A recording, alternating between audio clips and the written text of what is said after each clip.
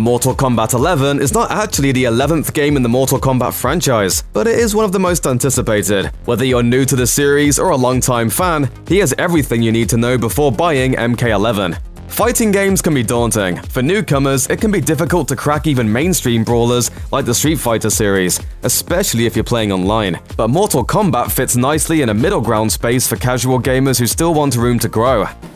Mortal Kombat on Sega Genesis is the best video game ever. The game's developer NetherRealm Studios has a pretty impressive track record with fighting games, including the last two mainline Mortal Kombat titles and the Injustice series. Their cinematic story modes continue to impress, with the MK series providing some absolutely bonkers lore to draw from. The point is, whether you prefer to play online or by yourself, you'll probably find something to enjoy with MK11.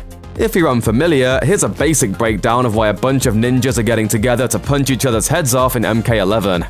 In the world of Mortal Kombat, there are several different realms, with the most important realms to the story being Outworld and Earthrealm. Earthrealm is basically our world, but it's in danger of being conquered by the ruler of Outworld, the villainous Shao Kahn. If one realm wins 10 consecutive Mortal Kombat tournaments against another, its fighters can invade and take control of the realm they beat. The details can get pretty wacky, but basically, you're fighting to protect your world from invasion. At least, that used to be the story. When the 9th game in the series was released in 2011, it hit a reset button on the timeline and started up a whole new one. Now, characters long dead have come back to life, good guys have switched sides and vice versa, and a mysterious figure by the name of Kronika is looming over everything, appearing dead set on rewriting history.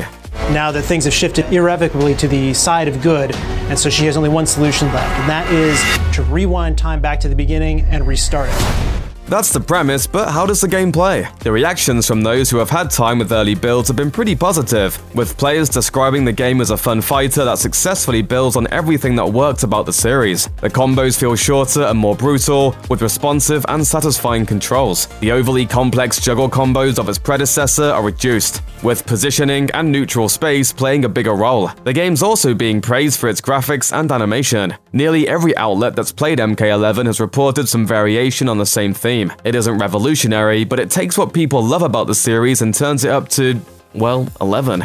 Pre-ordering games is always a gamble, which is why so many companies try to rope you in with bonuses you can't say no to. Mortal Kombat 11 is no exception. The big offer this time is actually a big bad, with players who pre-order MK11 getting to play as Shao Kahn. This is similar to the pre-order bonus for Mortal Kombat X, which lets players battle as a four-armed monster, Goro. Anyone who knows they're going to dive deep into MK11's roster will probably want that bonus up front. The other big offer for pre-order buyers is an access to the closed beta, set to take place between March 28th and March 31st. This brief window will give competitive players a head start on learning the characters they'll be taking into battle.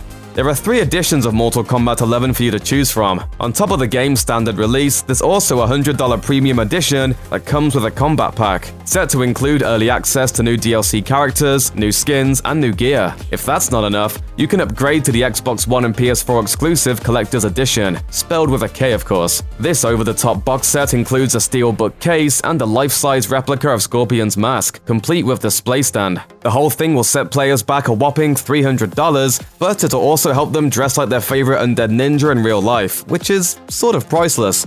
Several of the series' most iconic characters are coming back for MK11, including Sub-Zero, Scorpion, Raiden, Johnny Cage, Sonya Blade, and Kano. But the game is also bringing back some characters first introduced in the previous outing, including Kotal Khan, Cassie Cage, and Aaron Black. They'll be joined by a few new characters, including a man named Garrus. Garrus is a massive fighter who has control over sand, stone, and the game clock. He fights in the service of MK11's big bad, a time-controlling sorceress named Kronika. Kronika is also basically a new character, having been briefly introduced without a name in Mortal Kombat 2011. She's the first ever female boss character in a Mortal Kombat game, and don't expect her to be playable. Overall, MK11 looks set to have a packed roster, an interesting story, and revamped gameplay worth checking out for fans both old and new. You can see for yourself when the game launches on April 23rd.